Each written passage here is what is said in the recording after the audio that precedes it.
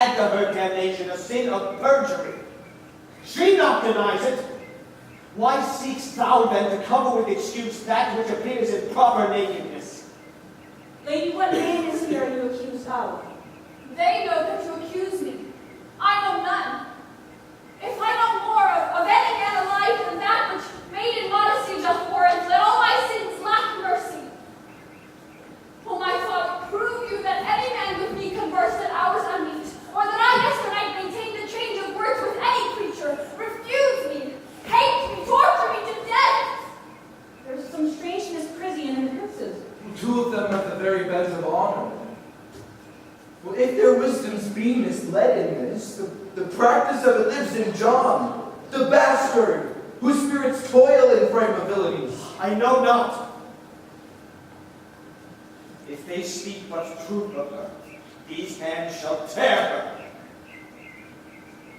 If they want her honor, the proudest of them shall well hear of it. For time hath not yet so dried this blood of mine, but they shall find a weight is such a kind, both strength of limb and policy of mind, ability and means, and choice of friends, to quit me of them throughly. Pause a while, and let my counsel sway you in this case. Your daughter here, the princess left for dead. Let her be secretly kept in for a while, and publish it that she is dead indeed. Maintain a mourning ostentation, and on all old family monuments hang mournful epitaphs that to all rites that pertain into a burial. What will become of this? What will this do? Mary, this will be carried on her behalf. Change slander to remorse, that is some good. But not for this stream I on the strange course, but for this travail with her greater birth.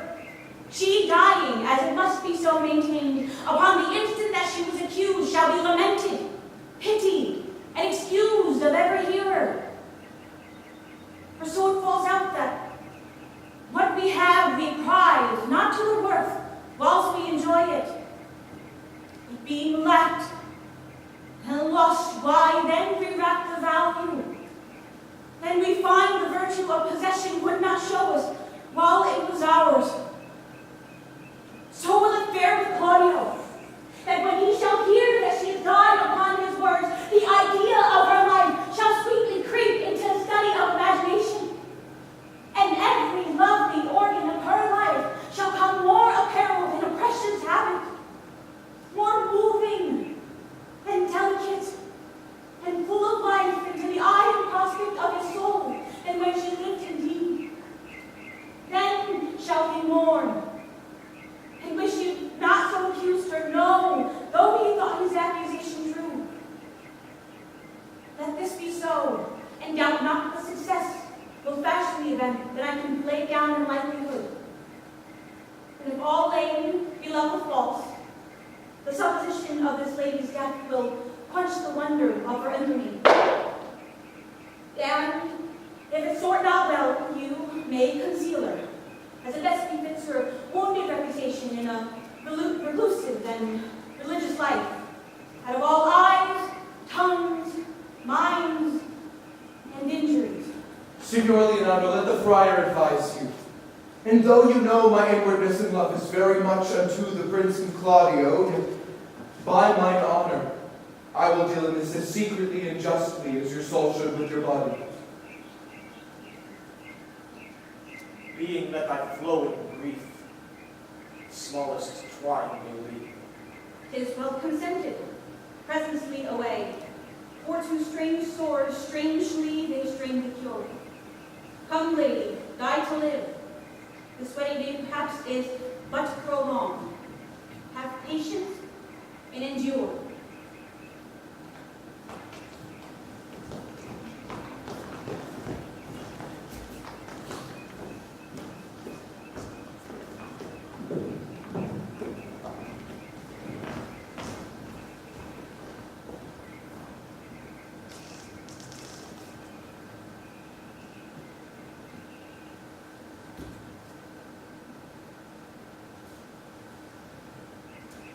Lady Beatrice, have you wept all this while? Yea, and I will weep a while longer. I will not desire that. You have no reason, I do it freely. Surely I do believe your fair cousin is wrong. How much the man might deserve of me that would right her. Is there any way to show such friendship? A very even way, but no such friend. May a man do it? It is a man's office, but not yours. I do love nothing in the world so well as you. Is not that strange? As strange as the thing I know not. It were as possible for me to say, I love nothing so well as you. But believe me not, and yet I lie not. I confess nothing nor I deny nothing. I am sorry for my cousin. By my sword, Beatrice, thou lovest me. Do not swear and eat it. I will swear by it that you love me, and I will make him eat it that says I love not you. Will you not eat your word? With no sauce that can be devised to it, I protest I love thee. Well then, God forgive me. What offends, sweet Beatrice? You have stayed with me in a happy hour. I was about to protest. I loved you. And do it with all thy heart. I love you with so much of my heart that there is none left to protest. Come, bid me do anything for thee. Kill Claudia.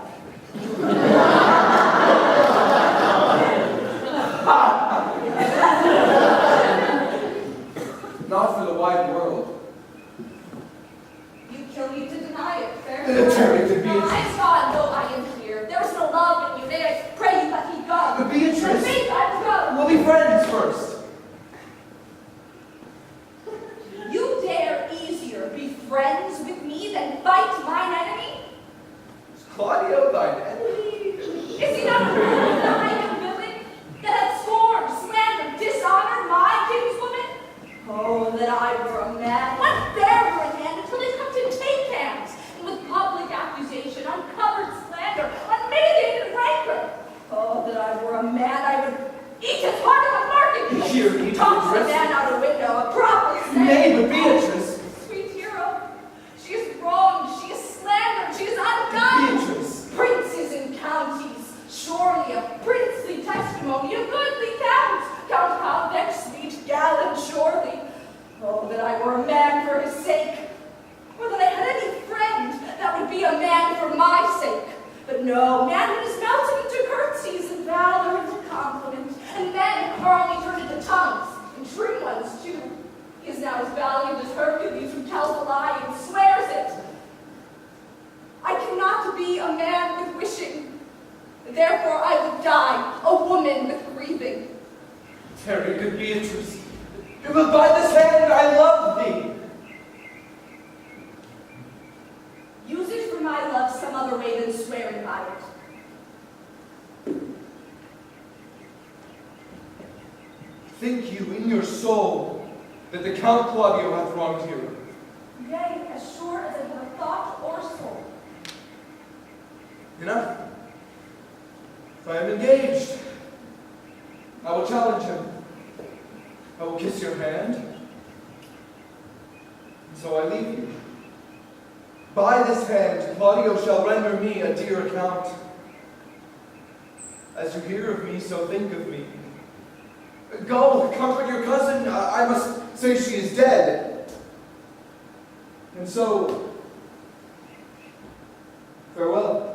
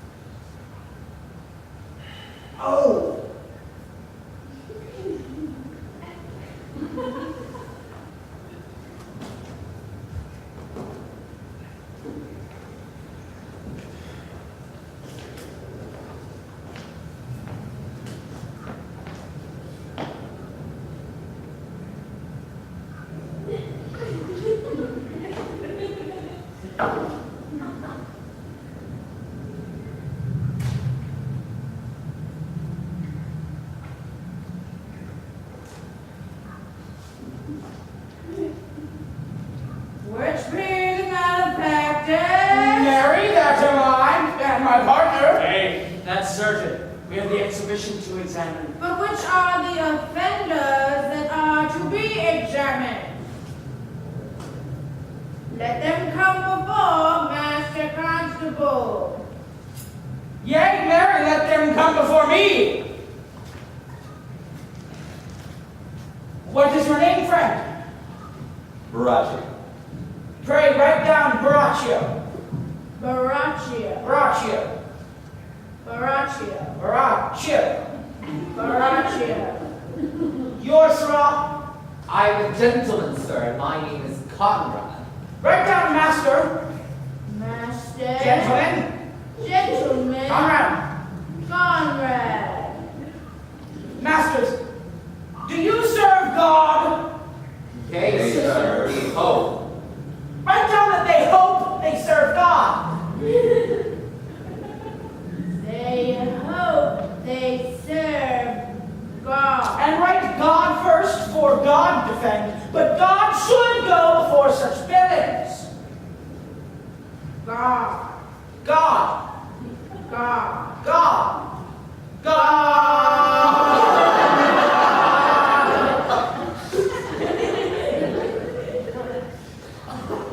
Masters, it is proved already that you are little better than false names, and it will go near to be God so shortly. How answer you for yourselves? Marry, sir, we say we are not. A marvelous witty fellow, I assure you. But I will go about with them. Come, you give us a word in your ear.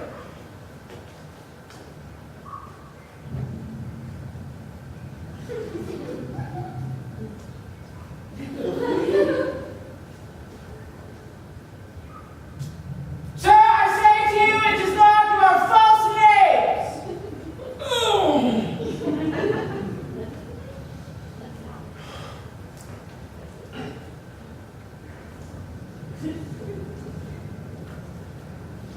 Sir, I say to you that we are none. Ow. Stand aside, for God, they are both in a tale. Have you written down that they are none? Master Constable, you go not the way to examine. You must call forth the watch that are their accusers. Yea, Mary, that's the eftest way. Let the watch come forth. Masters, I charge you in the prince's name, accuse these men. This man said, sir, that Don John, the prince's brother, was a villain. Write down Prince John a villain. Why, that is flat perjury to call the prince's brother villain. Master Constable. Pray thee, fellow, peace. I do not like thy look. I promise What thee. heard you him say else? Married, that he had received 1,000 ducats of Don John to accuse the lady hero wrongfully. Flat burglary as ever was committed. Yea, by mass that it is. What else, fellow? And that Count Claudio did mean upon his words to disgrace Hero before the whole assembly and not marry her. Ooh, villain!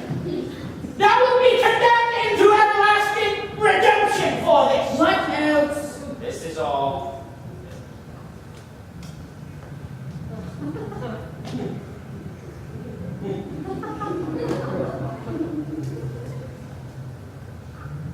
This is more, masters, than you can deny.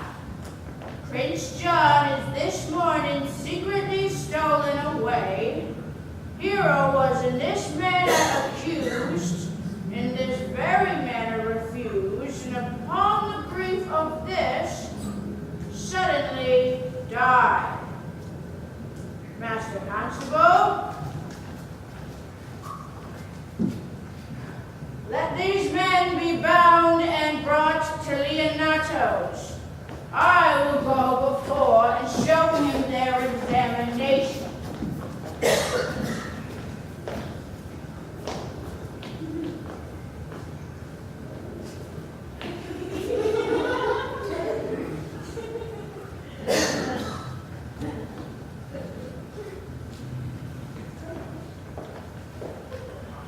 Come, let them be opinion. Let them be in the hands. Off, Fox,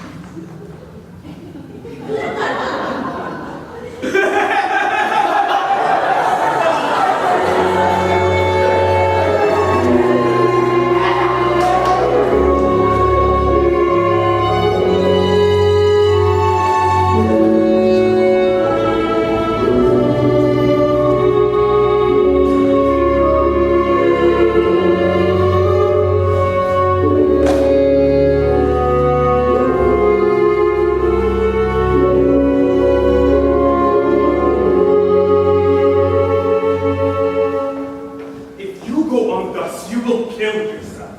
And 'tis not wisdom thus to second grief against yourself. I pray thee, cease thy counsel, which falls into mine ears as profitless as water in a sieve. Give not me counsel, nor let no comforter delight mine ear, but such a one whose wrongs do suit with mine. Bring me a father that so loved his child, whose joy of her is overwhelmed like mine, and bid him speak of patience. If such a one will smile and stroke his beard, bid sorrow wag, cry hem when he should groan. Bring him yet to me, and I of him will gather patience. But there is no such man. For brother, men can counsel and speak comfort to that grief which they themselves not feel. But tasting it, their counsel turns to passion, which before would give perceptual medicine to rage. No, 'tis all men's office to speak patience. Therefore give me no counsel. My griefs cry louder than advertisements. Therein do men from children nothing differ. I pray thee peace. I will be flesh and blood. For there was never yet philosopher that could endure the toothache patiently, though they have ripped the style of gods and made a push at chance and sufferance. Yet bend not all the harm upon yourself. Make those that do offend you suffer too. There thou speakst reason. Nay, I will do so. My soul doth tell me Hero is belied, and that shall Claudio know. So shall the prince and all those that thus dishonor her. Here come the Prince and Claudio hastily. Good den, good den. Good day to you both. Hear you, my lords. We have some haste, Leonato. Some haste, my lord. Well, fare you well, my lord. Are you so hasty now? Well, all is one. Nay, do not quarrel with us, good old man. If he could ride himself with quarreling, some of us would lie low. Who wrongs him? Mary, thou dost wrong me, thou dissembler, thou. Nay, never lay thy hand upon thy sword. I fear thee not. Mary, beshrew my hand if you should give your age such cause of fear. In faith, my hand meant nothing to my sword. Tush, tush, man, never fleer and jest at me. I speak not like a dotard nor a fool, as under privilege of age to brag, when I have done being young, nor would do were I not old. No, Claudio, to thy head. Thou hast so belied mine innocent child to me that I am forced to lay my reverence by, and with gray hairs and bruise of many days do challenge thee to a trial of man. I say thou hast wronged my child. Thy slander hath gone through and through her heart, and she lies buried with her ancestors. Oh, in a tomb where never scandal slept, save this of hers, framed by thy villainy. My villainy! Thine, Claudio, thine, I say. You say not right, old man. My lord! I'll prove it on his body if he dare. Despite his nice fence and active practice, his May of youth and bloom of lustihood. Away! I will not have to do with you. Canst thou so daft me? Thou hast killed my child. If thou kill'st me, boy, thou wilt kill a man. He shall kill two of us! And men indeed, oh, but that's no matter, let him kill one first. Win me and wear me, let him answer me. Come, boy, follow me. Come, follow me, sir, boy. I'll whip you from your 40 fence, nay, as a gentleman I will. But, brother, Hold you content. God knows I loved my niece, and she is dead. Slandered to death by villains that dare as well answer a man indeed as I may take a serpent by the tongue. Boys, apes, braggarts, jacks, milksops. brother, answer me. Hold you content. What man? I know them. Yea, and what they weigh even to the utmost scruple. Scrambling, outfacing, fashion-monging boys that lie and cog and flout. To brave and slander, go antically, show outward hideousness, and speak off half a dozen dangerous words of how they might hurt their enemies if they durst. And that is all. But, brother, Anthony. Do not you meddle. Let me deal in this. Gentlemen both, you will not give your patience. My heart is sorry for your daughter's death, but on my honor, she was charged with nothing but what was true, and very full of proof. Lord, I will not hear you! No? Come, brother, away. her, and shall, or some of us will smart for it.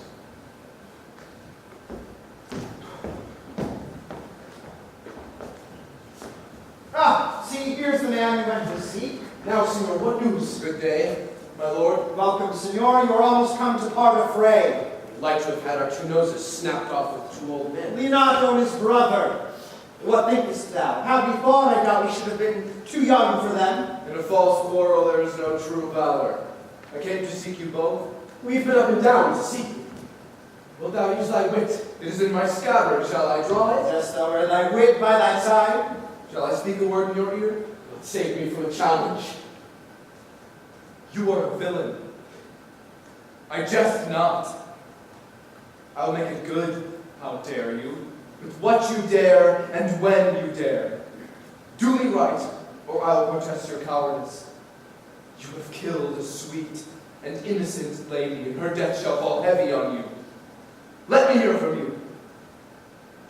Well, I will meet you. Fare you well, boy. My lord, for your many courtesies I thank you. I must discontinue your company. Your brother, the bastard, is fled from Messina. You have killed a sweet lady. For my lord Blackbeard there, he and I shall meet. Until then, peace be with him. He is in earnest. Most profound earnest. And award you for the love of Beatrice. And have challenged thee. Oh, sincere. Did he not say my brother was fled? Come you, sir, justice cannot tame you. She shall name more reasons in her balance, nay, and you being a cursing hypocrite once, you must be looked to. How now? Two of my brothers, men bound, Borachio one. Hearken after the offense, my lord. Officers, what offense have these men done? Mary, sir, they have committed false reports. Moreover, they have spoken untruths. Secondarily, they are slanderers. Sixth and lastly, they have belied a lady. Thirdly, they have verified unjust things. And to conclude, they are lying knaves.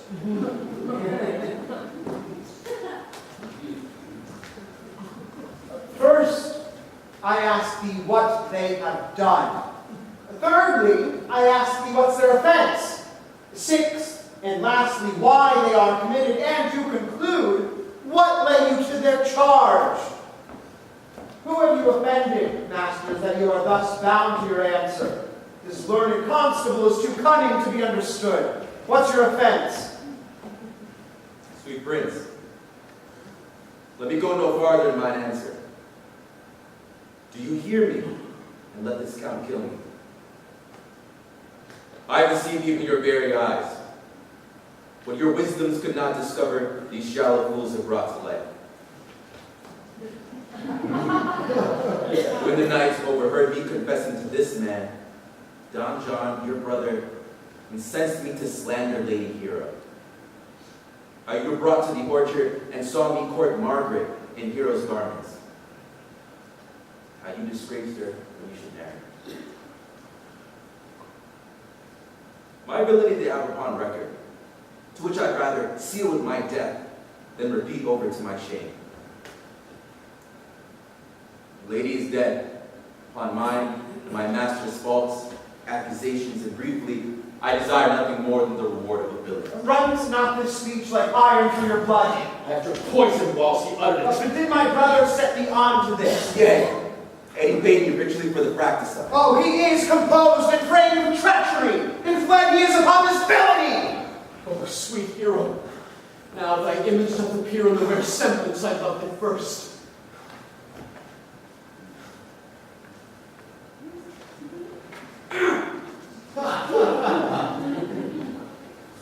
Come, bring away the plaintiffs. By now our sexton have performed Signor Leonato of the matter. And masters, do not forget to specify when time and place shall serve that I am an ass. Which is the villain? Let me see his eyes, and when I note another man like him, I may avoid him. Which pleases me?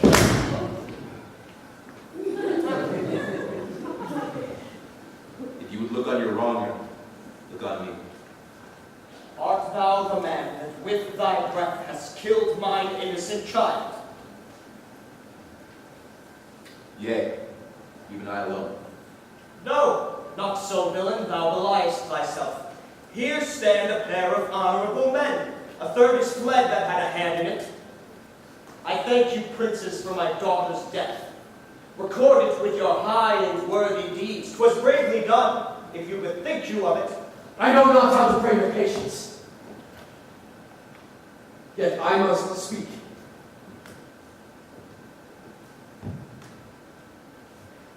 Choose your revenge yourself. Impose me to what penance your invention can lay upon my sin. Yet sinned I not, but in mistaken. By my soul, nor I. And yet to satisfy this good old man, I would bend under any heavy weight that will enjoin me to. I cannot bid you bid my daughter live. That were impossible. But I pray you both, possess the people in Messina here, how innocent she died. And if your love can labor aught in sad invention, hang her an epitaph upon her tomb and sing it to her bones. Sing it tonight. Tomorrow come you to my house. And since you could not be my son-in-law, be yet my nephew. My brother hath a daughter, almost the copy of my child that's dead, and she alone is heir to both of us. Give her the honor you would not give her cousin, and so dies my revenge. O noble sir, your overkindness doth wring tears from me. I do embrace your offer, and for henceforth dispose of poor Claudia. Tomorrow then I will expect your coming. Tonight I take my leave. This naughty man shall face to face be brought to Margaret, who I believe was packed in all this wrong, hired to it by your brother. No, by my soul she was not, nor knew not what she did when she had spoken to me, but hath always been just and virtuous in anything I do know her by. Moreover, sir, that she is not under white or black. This plaintiff here, the offender, did call me ass. I beseech you that it be remembered in his punishment. I thank thee for thy care and honest pains. Why, your worship speaks like a most thankful and reverend youth, and I praise God for you. There's for thy pains. God save the foundation. Go. I discharge thee of thy prisoner, and I thank thee. I leave an errand with your worship, which I beseech your worship to correct yourself for the example of others. God keep your worship.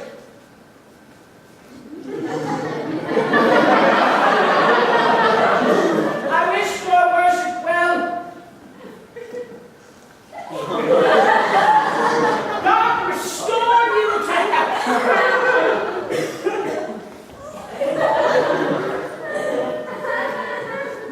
God humbly give you leave your heart, and if a merry meeting may be wished, God prohibit it. Come in.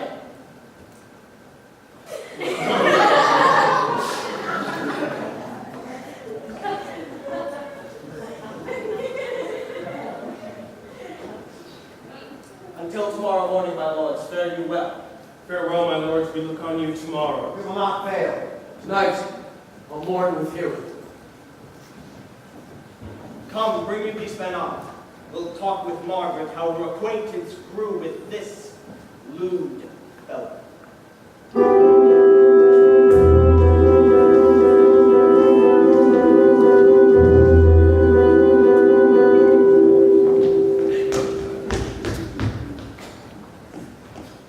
I pray thee, sweet Mistress Margaret, deserve well at my hands by helping me to the speech of Beatrice.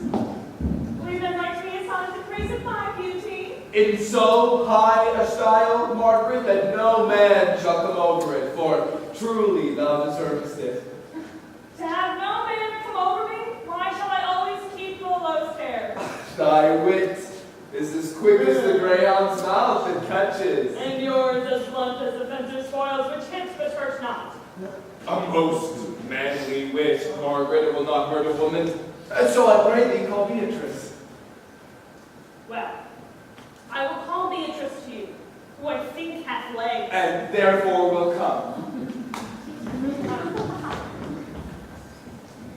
The God of love, who sits above and knows me and knows me. How pitiful I deserve. I mean, in singing, but loving, why? Leander, the good swimmer, Troilus, the first employer of panders, and a whole book full of these quondam carpetmongers whose names yet run smoothly in the even road of a blank verse, why, they were never so truly turned over and over as my poor self in love. Mary, I cannot show it in rhyme, I have tried. I can find no rhyme for lady, but baby.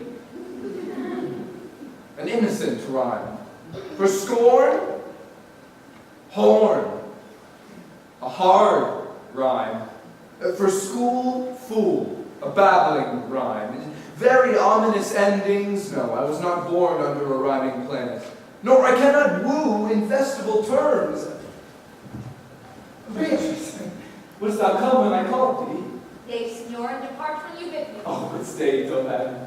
That is spoken. Fare you well, madam. Oh, no.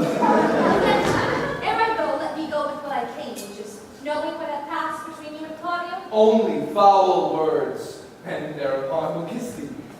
Foul words is but foul wind, and foul wind is but foul breath, and foul breath is noisome. Therefore I will depart unkissed. Thou hast frightened the word out of his right sense, so forcible is thy wit, but I must tell thee plainly, Claudio undergoes my challenge, and either I must hear from him shortly, or I will subscribe him a coward. And now, I pray thee, tell me, for which of my bad parts didst thou first fall in love with me? For them altogether, which maintain so politic a state of evil that they will not admit any good part to intermingle with them.